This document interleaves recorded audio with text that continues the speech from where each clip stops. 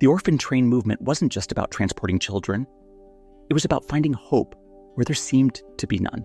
After the war between America and Great Britain in 1812, America changed dramatically. It's been estimated that probably by 1850, there were 10,000 children, either living full or part-time on the streets of New York. And that's an incredible number to try and deal with. There certainly weren't enough institutions that could have housed all of them. The following story is enhanced with AI-generated voice and imagery. Some scenes, including cultural artifacts and environments, have been visualized to reflect the late 1800s and early 1900s, helping to bring history to life.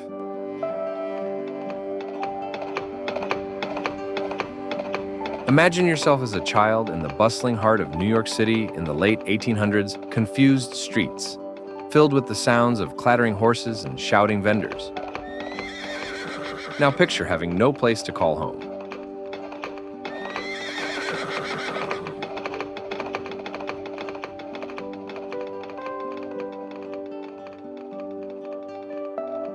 Between 1854 and 1929, more than 150,000 children from these crowded eastern cities boarded what became known as the Orphan Trains. Their destination? The open plains and quiet farmlands of the Midwest and West. For many, this train ride was a last chance, a journey towards survival.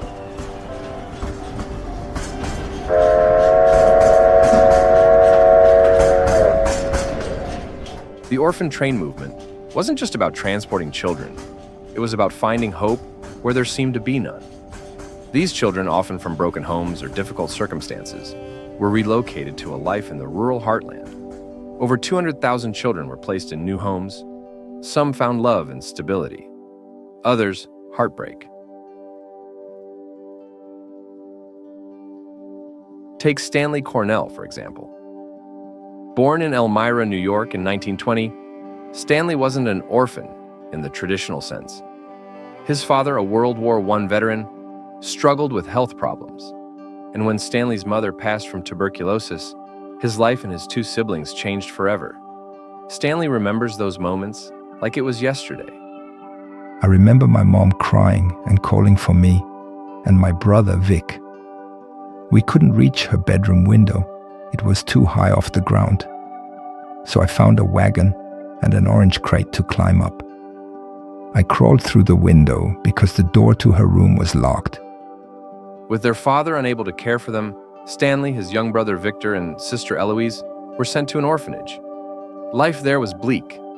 A brick wall separated the boys and girls, and even during playtime, they weren't allowed to interact. Yet, every day, Stanley and Victor would meet at a fence to talk, their only connection to each other. As Stanley recalled, my brother and I met at the fence every day, just for a few minutes.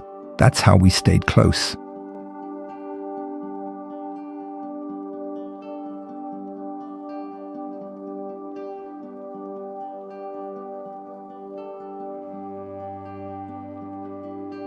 After years of uncertainty, the two brothers boarded the orphan train, destined for Texas. But it wasn't easy. After being rejected by 6 different homes, the boys wondered if they'd ever find a family who wanted them. Then, in December of 1926, a farmer named J.L. Dager changed their lives forever.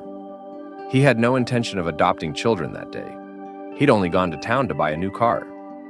But a neighbor urged him to stop by and see the orphan train children. When he returned home, he didn't have a sewing machine for his wife as she had hoped. Instead, there were 2 white-headed boys bundled in blankets, eating candy in the back seat of the car. Mom thought she was getting a Singer sewing machine, but when she and the girls went to unload the groceries, they found Vic and me. They picked us up like we were worth $1 million and carried us inside.